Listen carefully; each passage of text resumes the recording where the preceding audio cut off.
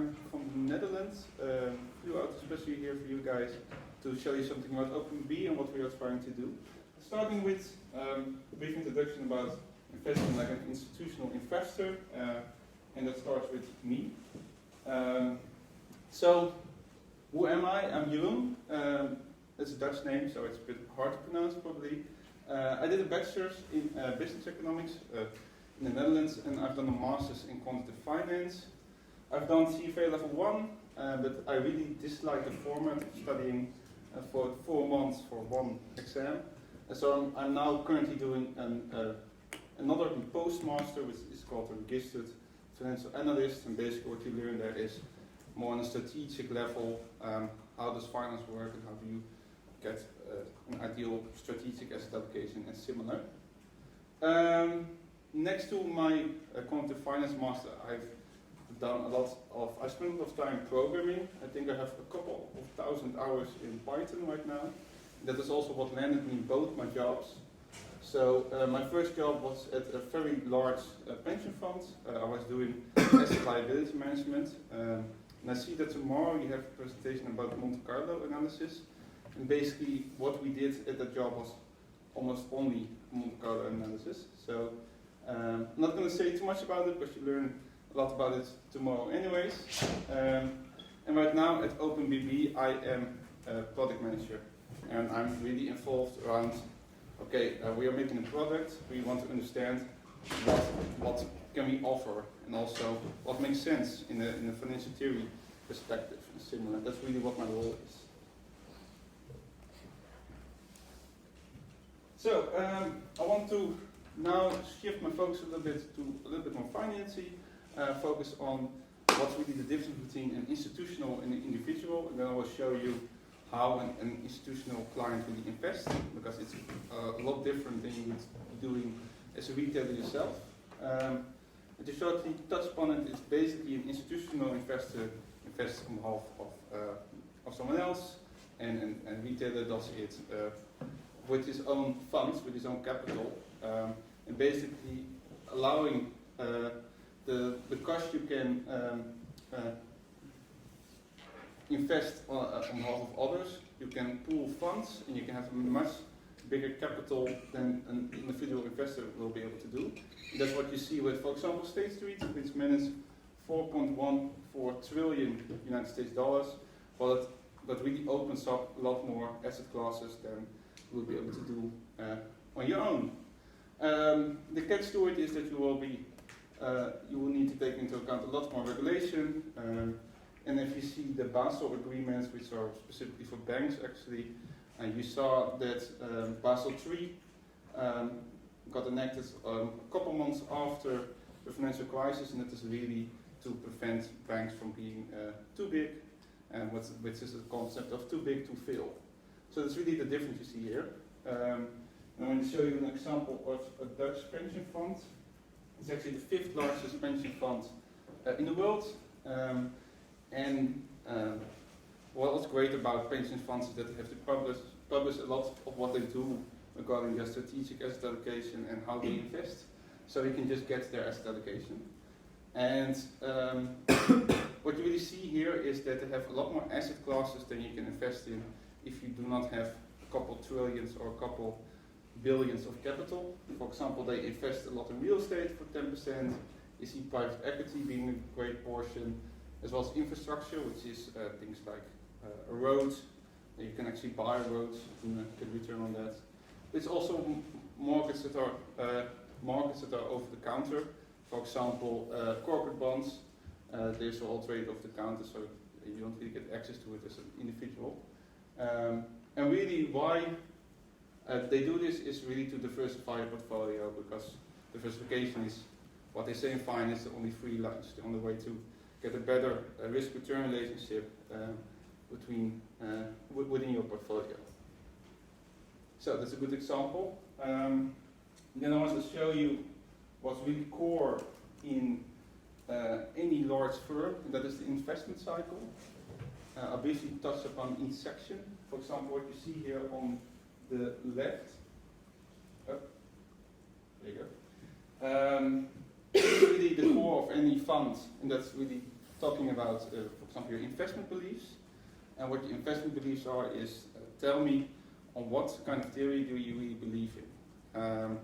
For example, you have a lot of papers that state, hey, does active investing actually pay off? Does it make sense that we have all of these traders costing us a lot of money investing into the S&P 500, for example, or underlying assets? That's a question that you need to answer for you and your bond, for you and your board. And similarly, when it comes to, does it make sense to trade in Forex? It says that currencies tend to mean referred, so that means that the expected return is 0%. Well, that's what papers say. Do you believe in that?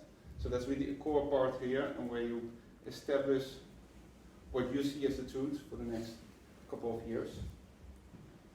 Then I'll switch my focus to the top part, and that was also my previous job, doing ALM studies.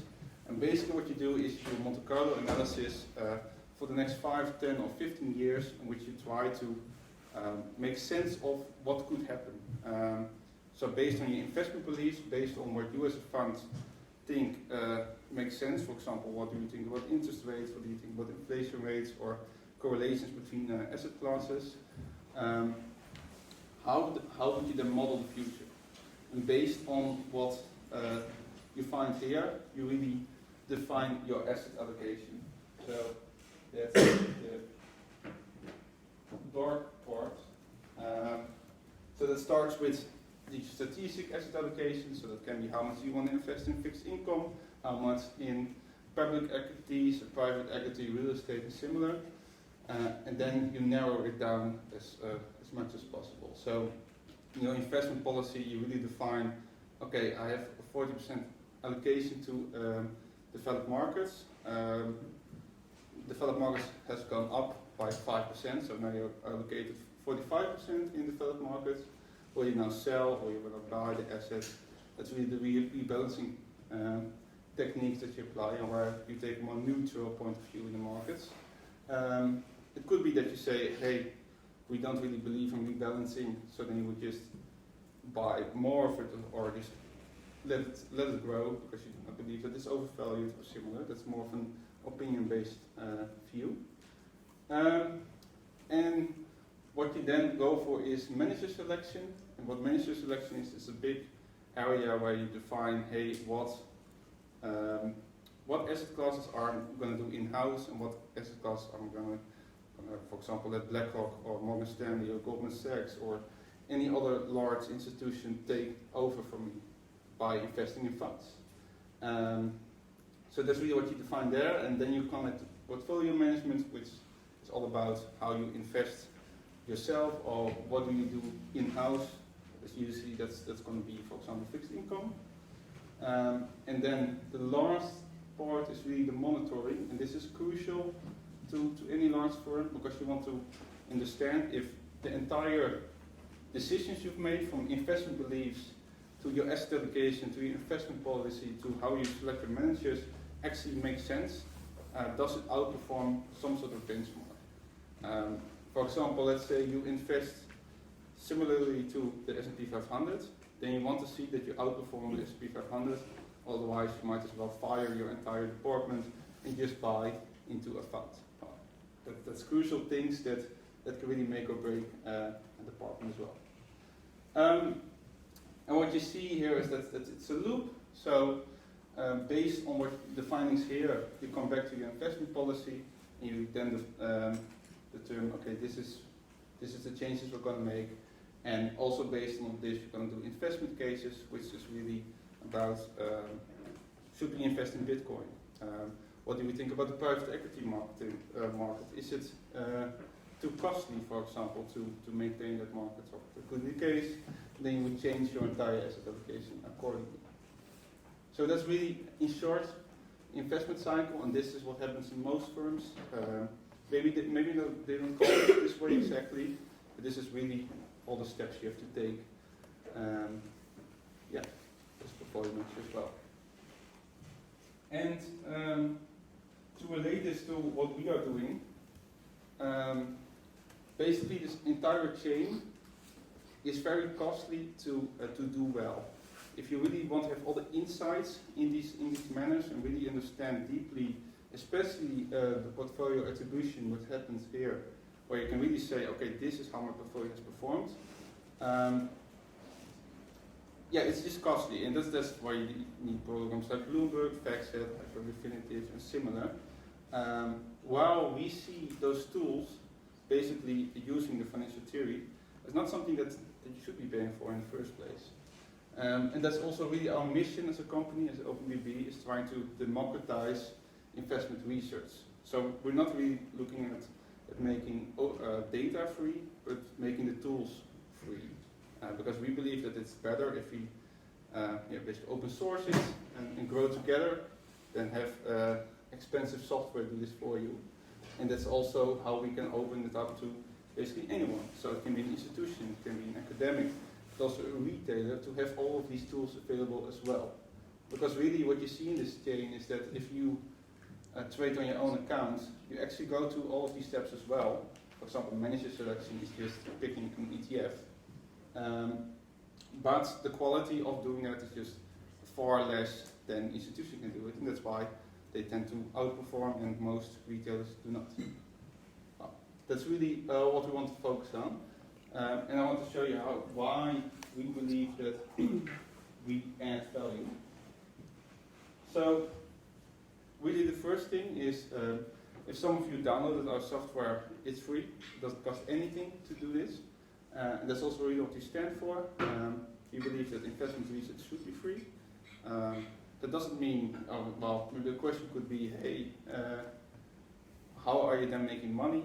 And that really comes from investment data. So we try to make a lot of data available for free, and there's actually a whole lot of information that you can get for free already. So it can be 20 to 30 years of fundamental data that's freely available, but you just get it on the internet. So we are really grouping all of the sources. We've got almost 100 different data sources that offer free tiers. So you can use that. But when you're looking for more quality or more specific data, then that tends to be costly, and that's really going to be our business model. We're still a startup, so we don't yet have a paid product, but that is going to be something that we will work on. Is if you want really specific ESG data, or you want market data that updates every single second, well, that's data that's so expensive that that's really where we see, okay, this is where we're gonna charge you for. But other than that, we want to make things free. We want to show people that a lot of the tools are just based on financial theory, and it makes no sense to reinvent the wheel over and over again, what a lot of the other products are doing right now. At least that's how we view it. And that's the same with accessing our product from anywhere. For example, Bloomberg, you guys probably have a couple of computers on the campus where you can access their software. To us, that makes very little sense to restrict it that much. You do not get to learn the product well enough if you can't just use it at home. And that's really what we find important. We want people to be able to access the software wherever they are, doesn't matter. And lastly, what we really stand for is being open source and being built in Python. It's a bit technical, but what you can view as open source is, for example, Wikipedia. What you can do on Wikipedia is basically you can contribute together on the same article. Of course, in our software there is a much bigger review process revolved around it, so you can't just add anything. But that's really the nature of open source. We all work on something together, and that's why we also see that over 130 contributors already have added code to our software. That can be anything to a Forex menu to portfolio features or similar, and that's really the beauty we see and the power of it. And we built in Python because that's the language that you see in the financial industry of becoming more and more popular, meaning that a lot of financial professionals can actually pick this up and add whatever they want to it. Because we are free software, in essence, what any company can do is just grab our software and customize it to their needs. And that's really what you see over here. That's the whole essence of the software. So then I want to show you a little bit what this really is, what are we really doing. And what you can see in this video on the left, that's basically our main product, and that is the OpenBB Terminal. It has a very similar layout when it comes to how it looks as a Bloomberg terminal. But what I'm showing you here is lots of capabilities that we can do. So for example, when it comes to stock data, when it comes to fundamental analysis on any stock, when it comes to showing price targets about a company, what does Goldman Sachs think about it, what does Deutsche think about it, that's all things that we already have integrated in our software. And this goes on and on in the ETFs, in the Forex market, but also more advanced features regarding portfolio attribution. So we have all of those functionalities already built in. And it comes the same with a lot of macroeconomic data. So there is so much freely available in the market that we just want to give access to everyone to that data. That's really what you see happening over here. And our other solution is a more techy solution, but we also allow basically any developer to create directly on top of our terminal. So if you have a background in IT, for example, or you have learned something about Python, then you can, for example, generate your own reports about companies. You can do a fully fledged analysis that is generated every single day or every single hour. Those are all capabilities that we allow people to use for free. That's really, for us, the beauty of it. Everyone can build on top, and that's exactly what we see happen now. So we see a couple of hedge funds also using our software and really building their own reports and dashboards for their portfolio managers with our OpenBB SDK. So, I am going to go to a more practical section of this class, where I want to show you a little bit how you can make use of the terminal to do a lot of analysis. I mean, we have over 700 different functionalities, so it's very tough to show everything, but I'm just going to give some examples. And if you got the OpenBB Terminal installed, you can just follow along what you can see on the screen. It's fine if you do not have it installed, at least you can always look back at it, or I'll explain what you see. So let's first start with, if you just install the terminal, what you're actually looking at. So our software follows the same structure everywhere. The light blue colors represent commands, so that's things that you can execute. Something happens, for example, a candle chart is displayed or an income statement is shown. The dark blue presents menus, so it can be any asset class, to stocks, portfolio attribution or similar. And then the other ones are just titles, headers, and descriptions. And then these are some commands that are available anywhere in the terminal. You do not have to use them really to follow along, but in essence, what all of these commands do is really either re-display the menu, it allows you to go back and forward through menus, it allows you to get documentation about certain areas, but also to make certain commands run faster, like chain commands, which you will see in a bit. This is all very helpful once you get the hang of the terminal and see what it's capable of. And here, in essence, what you see over here is a few steps that you can take to show, for example, the help menu. Here you got, if you type stocks, you press enter. You enter the stocks menu. If you then type load and you add an H, then you actually get a help menu, and that tells you, hey, what can you really do with this functionality? So it can be the primary function of load is to get data on a specific ticker, so it can be TSLA, which stands for Tesla, or MSFT, which stands for Microsoft. But it also asks you, hey, at what interval do you want the data? Do you want 1 minute data? Do you want 10-minute data? Maybe a daily close price? A lot of options you can set here that really define how your candle chart or your technical chart will look. As you can see down below, here I execute actually the load, so I see what's available. Then I load Microsoft in, and then I'll ask for a candle chart, and I know, because I opened the help menu, I know that you can add a moving average.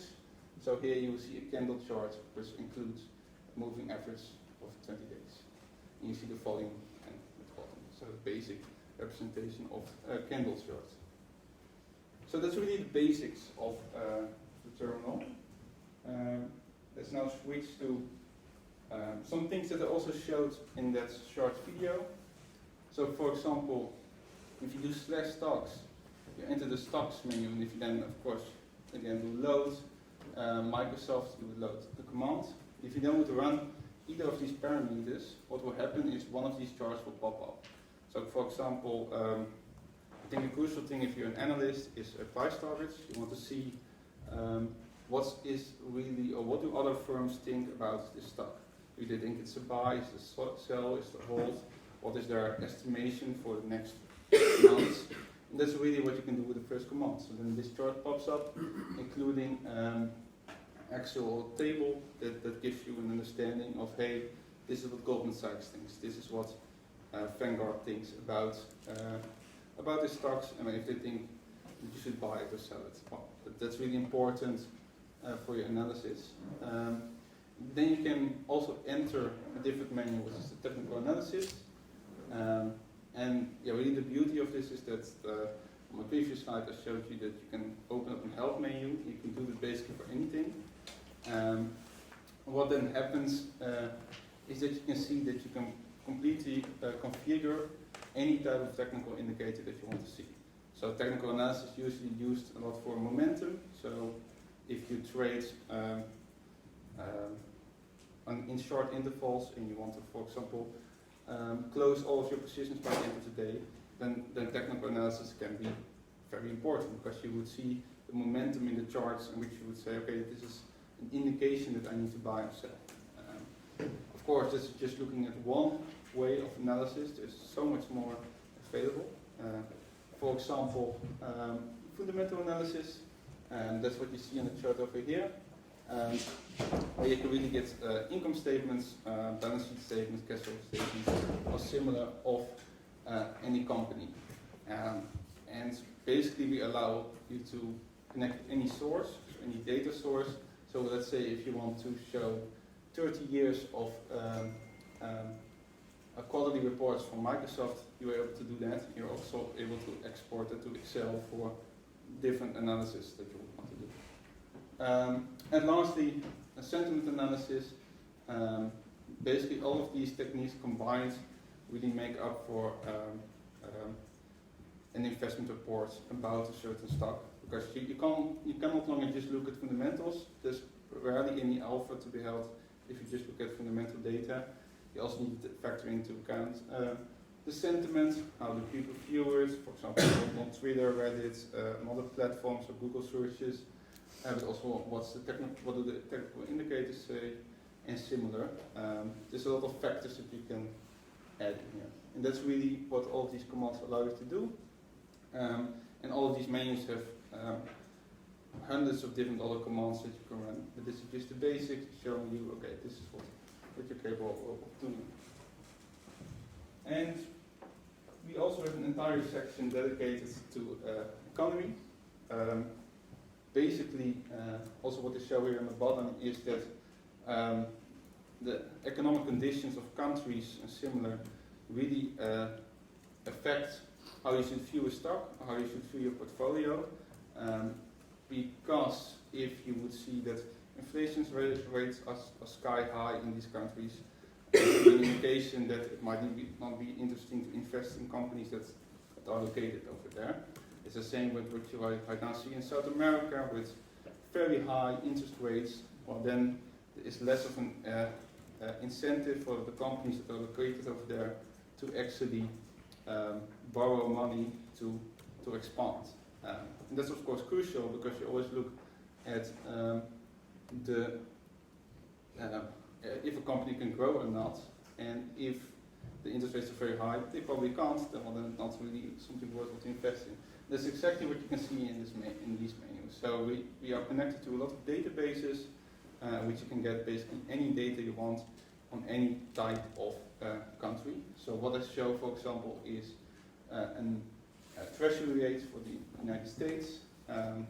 This actually goes all the way back to 1950, but you can really see all of the movements over there. But I also can compare employment rates between countries. So for example, you see on red is the United States, with skyrocketed. You see the same for the United Kingdom, and you see for Portugal, it has always been pretty high. And of course, a very famous one is the Big Mac Index, which really measures how much is a Big Mac in US dollars in each country. That's actually a great way to evaluate what the price level is in the country. Well, there's all kinds of things that we just allow if you just run these commands, which again has access to a lot more different databases and similar.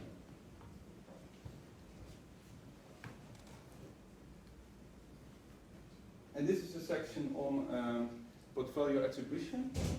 So we actually have a standardized portfolio that you can just load in, which invests in some technology sector a little bit.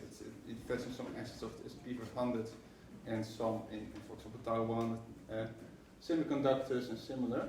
And what you can really do with this menu is understand, hey, I have a benchmark. For example, here it's set to the S&P 500. Can I outperform this benchmark with the portfolio I have? And here you can really show a lot of different metrics that make you understand how your portfolio compares. Because of course it doesn't, if you look here at the yearly returns, that's a plot that shows the yearly returns, you would see that, hey, I strongly outperformed the benchmark, but then you don't take into account that this exact portfolio takes a lot more risk.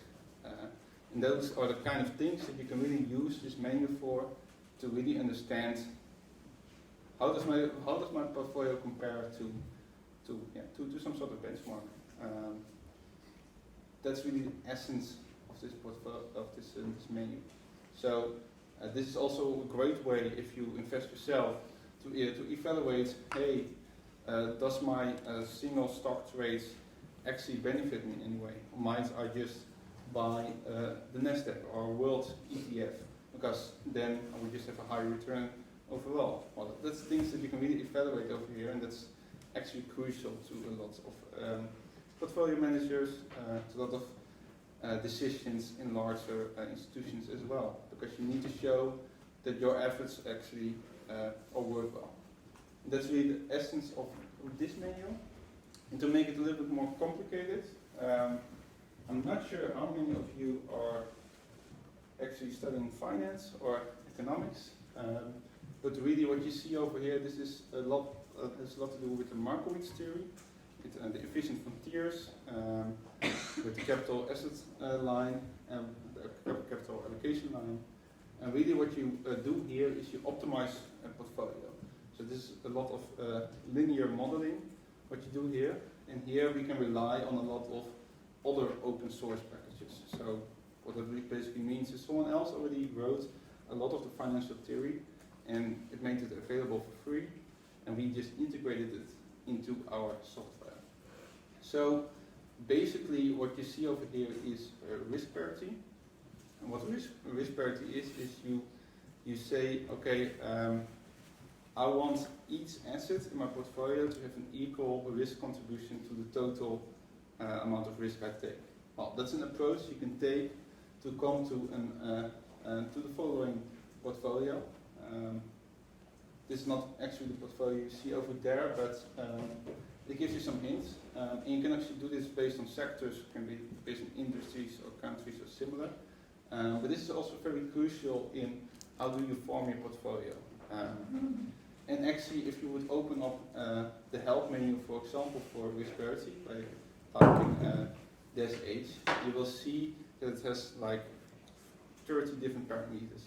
Because portfolio optimization is really based on so many different inputs that it is really crucial that you actually understand what's going on here. For example, well, that's the essence of finance theory in general.